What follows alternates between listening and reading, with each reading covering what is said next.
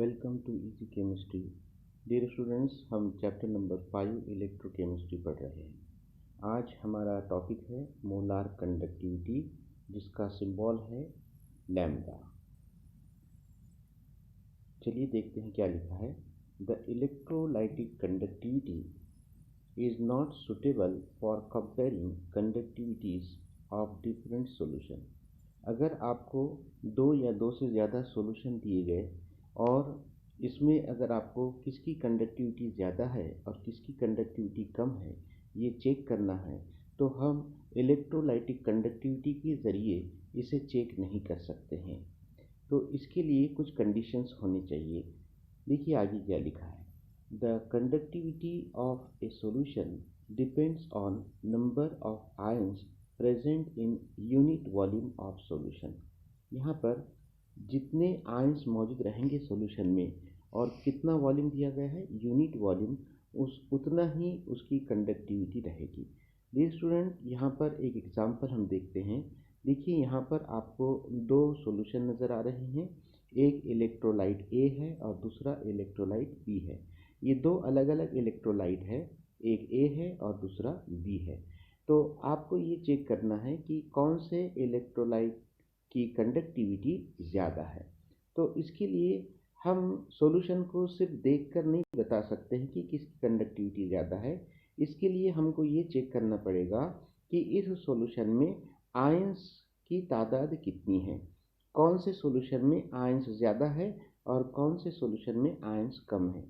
क्योंकि हमको मालूम है कि कंडक्टिविटी के लिए कौन जिम्मेदार होता है, आयंस जिम्मेदार होते हैं। देखो बच्चों, यहाँ पर इलेक्ट्रोलाइट ए में आप देख रहे हो कि आयंस की तादाद कम है और इलेक्ट्रोलाइट बी में आयंस की तादाद ज़्यादा है। तो यहाँ पर यूनिट वॉल्यूम कहा गया। अब यूनिट वॉल्यूम यानी यहाँ पर वॉल्यूम का जो यूनिट हम कंसिडर करेंगे क्यूबिक सेंटीमीटर, और यूनिट मतलब वन क्यूबिक सेंटीमीटर। अब 1 क्यूबिक सेंटीमीटर पता है आपको कितना होगा? It is equal to 1 drop, एक बूंद। तो यहाँ पर सपोज इसको हम ऐसे मान कर चलते हैं कि ये एक बूंद इतना एरिया हो गया और यहाँ पर ये एक बूंद इतना हो गया। ठीक है, तो ये क्यूबिक है, ये क्यूब है, आपको सिर्फ फ्रंट साइड नज़र आ रहा है। एक्चुअली हम क्यूबिक सेंटीमीटर को आपको पता है कि इस तरह से हम ड्रॉ करते हैं। ये क्यूब तैयार होता है जिसकी लेंथ 1 सेंटीमीटर है, जिसकी ब्रेड्थ 1 सेंटीमीटर है और जिसकी हाइट 1 सेंटीमीटर है। तो इनको मल्टीप्लिकेशन करने के बाद क्या आंसर आएगा? 1 क्यूबिक सेंटीमीटर।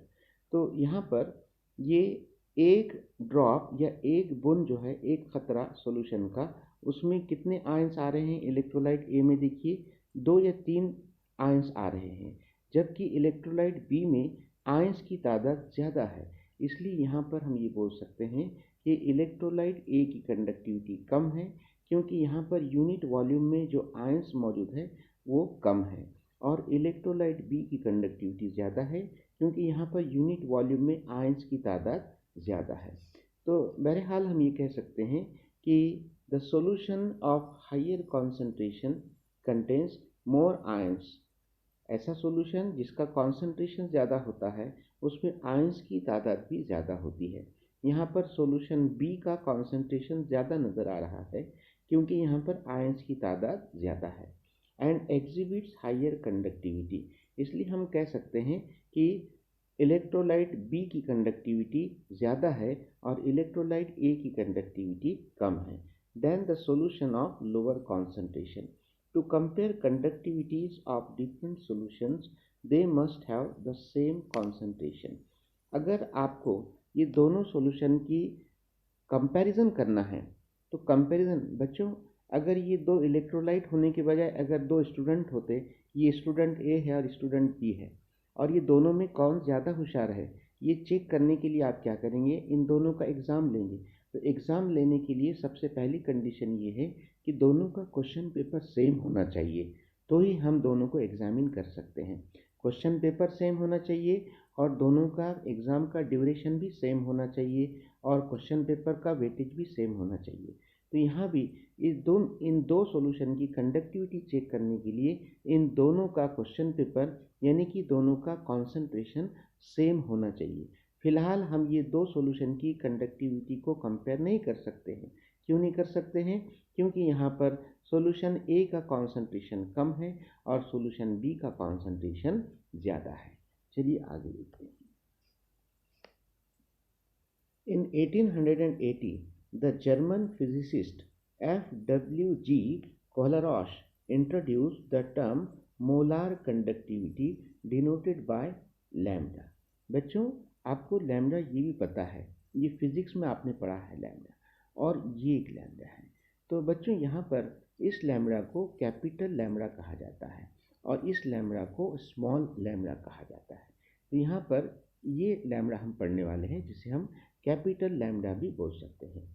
चलिए मोलार कंडक्टिविटी की डेफिनेशन यहाँ दी गई है। देखिए, the molar conductivity of an electrolytic solution is the electrolytic conductivity K divided by its molar concentration C।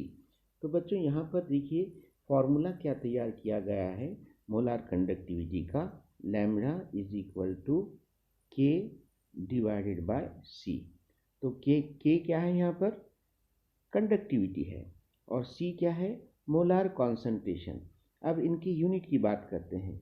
ये कंडक्टिविटी का यूनिट आपको पता है साइमन पर मीटर, और कॉन्सेंट्रेशन का यूनिट आपको पता है मोल पर cubic metre.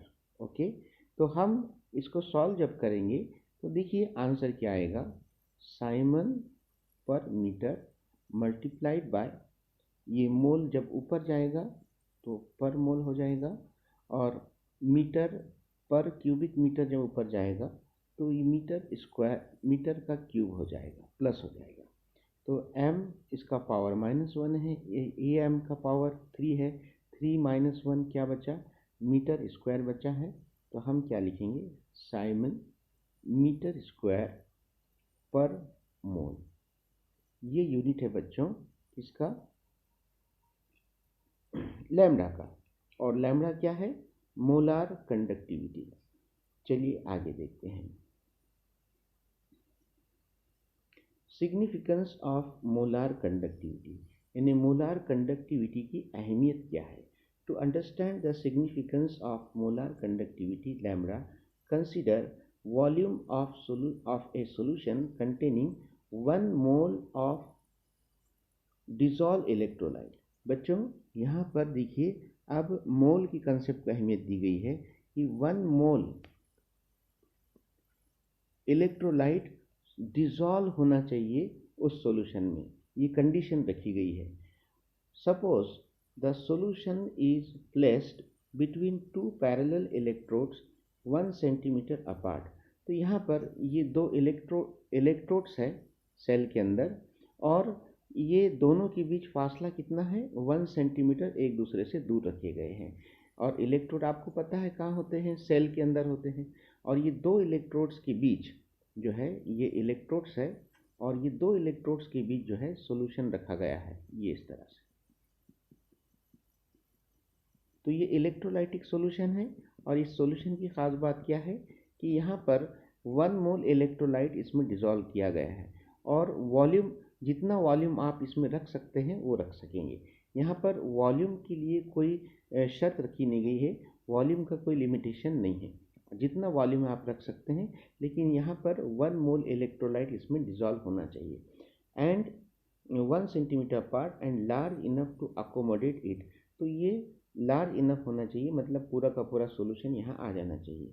The electrical conductance exhibited by this solution is the molar conductivity. तो अब बच्चों यहाँ पर मोलार कंडक्टिविटी की डेफिनेशन बताई गई है। देखिए, what is molar conductivity? The molar conductivity is the electrical conductance generated by all the ions in 1 mole of the electrolyte। बच्चों यहाँ पर जितने भी आयंस तैयार होंगे 1 मोल इलेक्ट्रोलाइट से, जितने भी आयंस तैयार होंगे, सपोज ए पॉजिटिव और बी नेगेटिव आयंस तैयार होंगे, तो जितने भी आयंस तैयार होंगे 1 मोल इलेक्ट्रोलाइट से, उन सारे आयंस के ज़रिए जो इलेक्ट्रिकल कंडक्टेंस होता है उसे हम क्या कहते हैं? मोलार कंडक्टिविटी कहते हैं। तो एग्जाम में मोलार कंडक्टिविटी की डेफिनेशन आप क्या लिखेंगे? The molar conductivity is the electrical conductance generated by all the ions in 1 mole of the electrolyte. बहुत ही इंपॉर्टेंट बात बताई गई है, रिमेंबर में देखिए, conductivity is electrical conductance due to all the ions in 1 cubic centimeter of given solution. Molar conductivity is the electrical conductance due to the ions obtained from 1 mole of electrolyte in a given volume of solution. बच्चों, conductivity ये जो है ये electrical conductance किसकी वजह से है? Due to all the 1 cubic centimeter of given solution, यानी एक बूंद सोल्यूशन, 1 ड्रॉप सोल्यूशन हम ऐसे कह सकते हैं। 1 cubic centimeter मतलब 1 ड्रॉप। तो 1 ड्रॉप सोल्यूशन में जो इलेक्ट्रिकल कंडक्टेंस रहेगा उसे हम क्या कहते हैं? कंडक्टिविटी कहते हैं, जिसका सिंबल क्या है? के है। और मोलार कंडक्टिविटी का मतलब क्या है? It is the electrical conductance due to ions obtained from 1 mole of electrolyte in given volume of solution.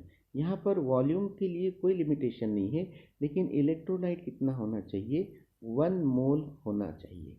तो 1 मोल इलेक्ट्रोलाइट से जितने भी आयंस मिलेंगे, सपोज यहाँ पर ए पॉजिटिव बी नेगेटिव, ये कितने आयंस मिले हैं? सपोज यहाँ पर हमको 1000 आयंस मिले हैं, 1000 आयंस मिले हैं, ठीक है।